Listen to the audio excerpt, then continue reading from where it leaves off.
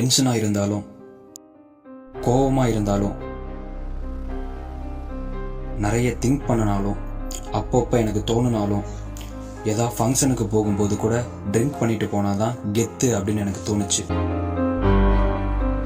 என்னோட வாழ்க்கையில் இவனும் ஒருத்தனாக இருந்தான், இவன் இல்லாமல் நான் இல்லை அப்படின்னு எனக்கு தோணுச்சு.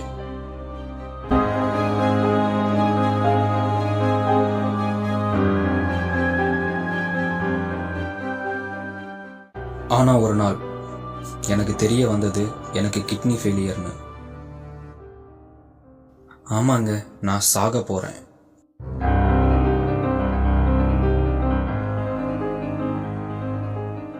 அப்போதான் குடிச்சது ட்ரிங்க் இல்லை, என் வாழ்க்கைன்னு தெரிய ரொம்பவே லேட் ஆகிடுச்சு.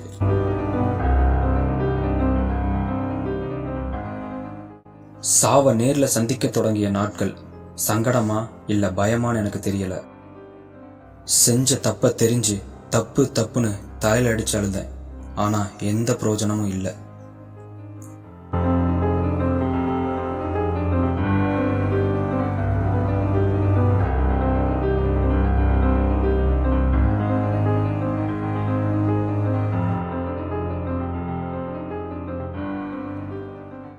எல்லாத்துக்கும் என் கூட இருந்தது, இப்போ நான் மட்டும் போறேன்.